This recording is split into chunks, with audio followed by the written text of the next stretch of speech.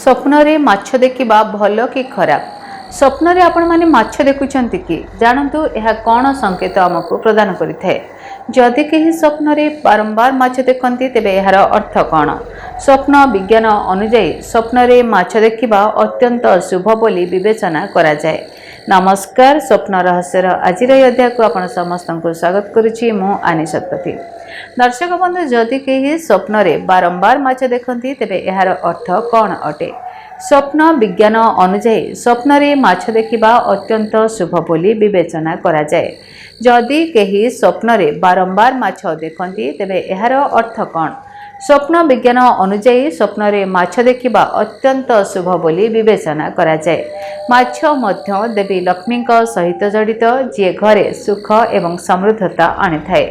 एही कारणरू लोक माने घरे माछ रखती, किंतु बेले बेले माछ विभिन्न रूप रे स्वप्न रे देखा जाए।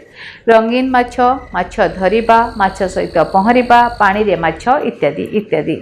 माछ स्वप्नर अर्थ बुझिबा आमे निहाती आवश्यक, जहा द्वारा आपण भविष्यतर घटना विषय अवगत होई परिबे।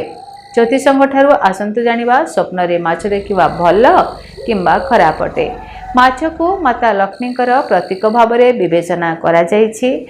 एमिथिरे जदि कोनोसी व्यक्ति स्वप्न रे माछ देखिथांती तेबे भविष्य रे हठात धन लाभ हेबार संभावना रहिथाय।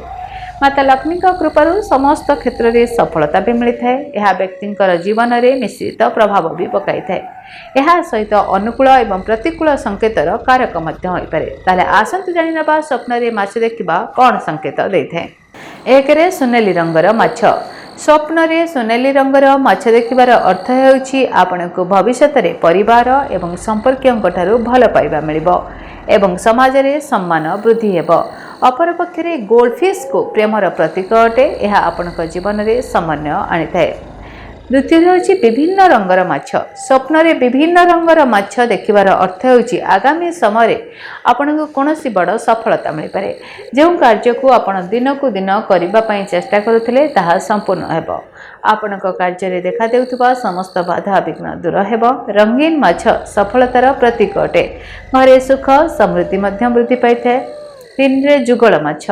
स्वप्न रे जुगल माछ देखिबा प्रेम एवं वैवाहिक जीवन पई शुभ संकेत अटे। आपणक जीवन रे पार्टनरकर भल पाइबा वृद्धि होइथाय। चारि रे माछ पहरुथिबार। जदि दर्शक बंधु आपण माने स्वप्न रे पहरुथिबा माछ देखुचंती, भाबी नियंतु आपणक जीवन रे भल दिन खूब शीघ्र आसीबो। सुख समृद्धि शांति आश्चर्य एवं धन प्राप्ति हेबार संभावना रहिछि। चाकरी एवं व्यापार क्षेत्र में मध्य शुभ खबर मिलता है। पंचम रे एक्वेरियम रे माछ। स्वप्न रे एक्वेरियम रे माछ देखिबा कोनोसी स्थिति रे निजको असहाय अनुभव करने को दर्शाई थाए। एभली परिस्थिति बाहरिबा पई शीघ्र कोनोसी निष्पत्ति नेबा उत्तम अटे। आपनकर दायित्व वृद्धि हेबार यह सूचाई थाए। षष्ठ रे निजे माछ धरुथिबार देखिबा। स्वप्न रे माछ धरुथिबार देखिले यह वास्तव जीवन में आपणकर सफलता को दर्शाई थाए। यह सहित खूब शीघ्र सफलता मिलवा नहीं मध्य आशा रही है। वृत्तिगत एवं व्यक्तिगत जीवन सहित जड़ित किसी गुरुत्वपूर्ण निष्पत्ति को यह सूचाई थाए। स्वप्न शास्त्र में कहुई जदि जड़े व्यक्तिर स्वप्न रे बारंबार माछ आसुए तेरे यार अर्थ होछि खूब शीघ्र किसी धार्मिक कार्य हाथ में करा जिवो। तेरे दर्शक बंधु, जदि आपण माने स्वप्न रे माछ देखुचंती ताले आदौ व्यस्त होंतु नहीं। ए सब किछि स्वप्न आपण मानक पय शुभ फल प्रदान करिवो। धन्यवाद, नमस्कार। जदि आपणक जीवन रे व्यक्तिगत पारिवारिक समस्या, कर्मक्षेत्र नियुक्ति, वैवाहिक समस्या, वास्तु दोष एवं माली मकदमा आदि समस्या थाए ताहेले समस्यार समाधान और परामर्श पाई आमकु जोगाजोग करंतु। ज्योतिर्विद doctor Bhabani Shankar Mahapatra, Budheswari colony, plot number 26, Bhubaneswar.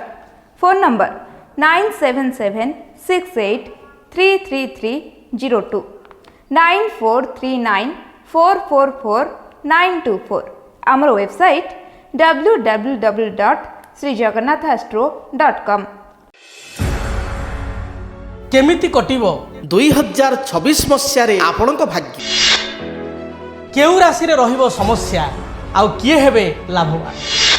केमिति रहिबो मेष ठारू मीन राशि पर्यंत भाग्यफल जानिबा पई देखंतु आम कार्यक्रम 2026 भाग्यफल।